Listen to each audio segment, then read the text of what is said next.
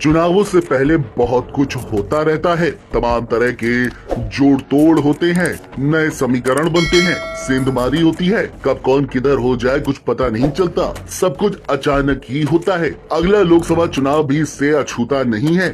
यही कारण है कि हर एक्शन के मायने निकाले जाने लगते हैं।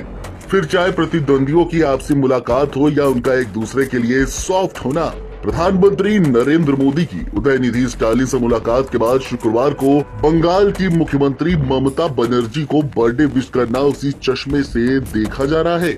उदयनिधि द्रविड़ मुन्नेत्र कड़गम यानी द्रमुक पार्टी के नेता हैं। वह तमिलनाडु के सीएम एम के स्टालिन के बेटे और मंत्री भी हैं। ममता बंगाल की मुख्यमंत्री और टीएमसी चीफ हैं।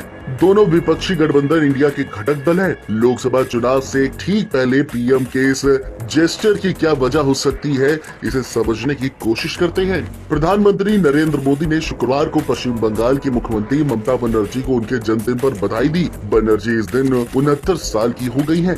पीएम मोदी ने एक्स पर पोस्ट में कहा, पश्चिम बंगाल की मुख्यमंत्री ममता दीदी को उनके जन्मदिन पर शुभकामनाएं। मैं उनके लंबे और स्वस्थ जीवन के लिए प्रार्थना करता हूँ।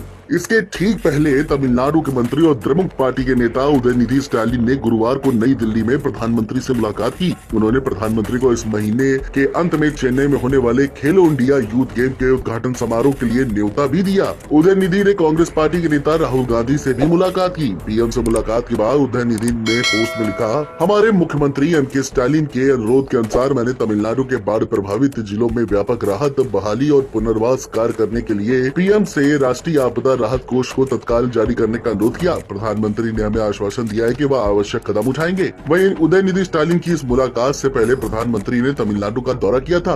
इस दौरान उन्होंने कई योजनाओं का उद्घाटन किया था। तमाम आधारशिला भी रखी थी। एम के स्टालिन के साथ कई अवसरों पर पीएम मंच भी साझा करते दिखे थे।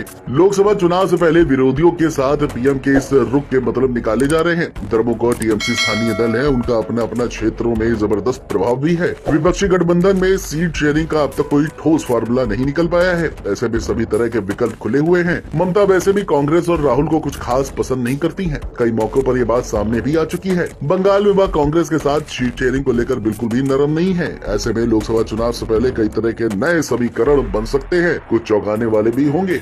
ये बीजेपी की विरोधी खेमे में फूट डालने की कोशिश का हिस्सा भी हो सकता है। कुछ विरोधी दलों के साथ नरम रुख रखकर बीजेपी की मंशा इंडिया खासतौर से कांग्रेस में खलबली पैदा करने की भी हो सकती है। भगवा पार्टी का ये दिखाने का प्रयास भी हो सकता है कि मौका पड़ने व इनमें से किसी दल के साथ जुड़ने में भी परहेज नहीं करने वाली है।